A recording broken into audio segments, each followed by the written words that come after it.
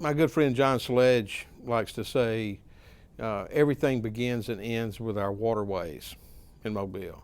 The prehistoric part of our history, a lot of the original inhabitants, the Native Americans, and even before them, actually came to this area by river.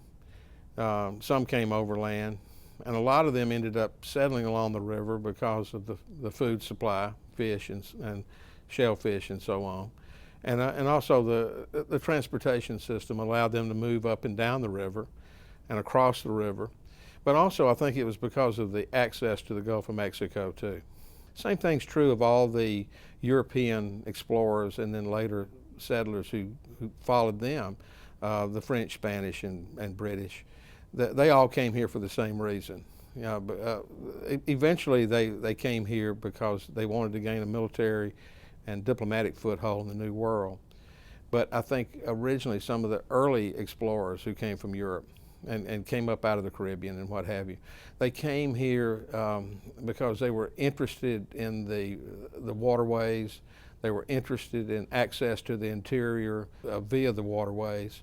And I think also the port, before it was a port, the harbor provided shelter from tropical storms and flooding and that sort of thing. During the European periods, all three of those powers, Spanish, French, and British, all used it as, on a very limited basis, primarily to move troops and supplies into the various fortifications that they had here. Probably early in the 18th century, during the French period, it was pretty well established as a port, but not like New York or not like a big port like New Orleans or anything like that, because there was still so much to be done to developing the port so it could take deep water vessels. And that was always a problem during the antebellum period. Even when we became a very thriving, prosperous cotton port, we still had a lot of problems in terms of the lack of a deep water port. And so as a result, they had to offload everything onto smaller lighters, as they were called, smaller vessels, out toward Fort Gaines, or what later became Fort Gaines, Dauphin Island, and bring everything into the port on smaller vessels. And that was, even early in the antebellum period, they were still doing that. It was only when the cotton prices began to fluctuate so wildly in the late 19th century, and during the 1873 panic, depression we would call it today, the 1893 panic, and then again in 1907, we had severe fluctuations in cotton prices, and that pretty much destroyed any opportunity for Mobile to keep pace with a place like Savannah, Charleston, and definitely New Orleans. And it was during the late 19th century, early 20th century that those ports left us way behind in terms of shipping. It was only when we began to diversify. It was almost like the lack of a really good deep water port that led us to become more diversified. And the fluctuation in cotton prices helped force us into doing things like, for example, shipping timber out of this port that came from upriver and from the surrounding countryside, and then beginning to import in the late 19th century bananas.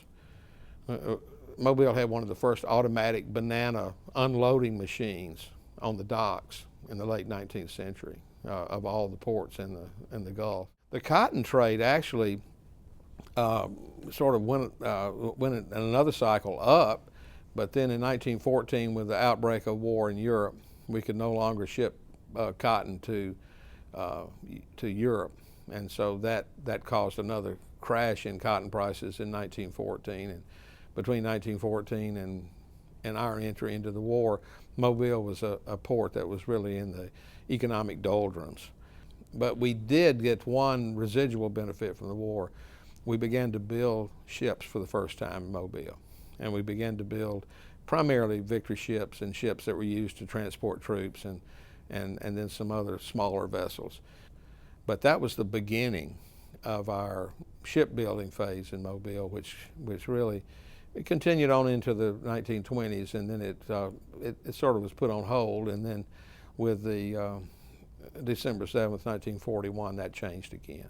It was a watershed in our history, and that it changed everything. We were sort of a sleepy little still a little cotton port, if you want to call us that, right before World War II. We had about 80,000 people living here. Oh, probably about 35–40% of those were African Americans, and there were some other races here as well. Some Hispanics, some Asians. So we were a pretty diverse town even before World War II. But in the first 2 years of World War II, we had 89,000 people show up who weren't living here. You know, they came from the Mississippi Gulf Coast, they came from rural Alabama and Georgia and Tennessee, they came from the Carolinas, they came from Florida. You know, they were all looking for jobs after all of the horrific things they had endured during the Great Depression. And so with the increase in job opportunities here in Mobile, close to 90,000 people arrived, doubling our population to the point where we were almost 200,000 people in a city that before the war only had 75,000 to 80,000 people. So housing, the infrastructure itself, sewage system, transportation, schools, daycare, you know, everything about life here in Mobile changed overnight. Principally, Mobile had two functions during World War II. That was to build ships, primarily ships to transport troops and supplies to Europe and elsewhere. And number two, at Brookley Field, Army Air Base, to retrofit bombers and other airplanes and to get them ready for the Pacific War primarily, but also some for Europe. So as a result, they hired thousands of people to work at both of these places, both ADSCO and the different shipbuilding companies and at Brookley Field. I do think that World War II changed the city and made it a modern city, a city of many people. We're a river town, we're a port, but water definitely is what defined us geographically as a people and later as a city.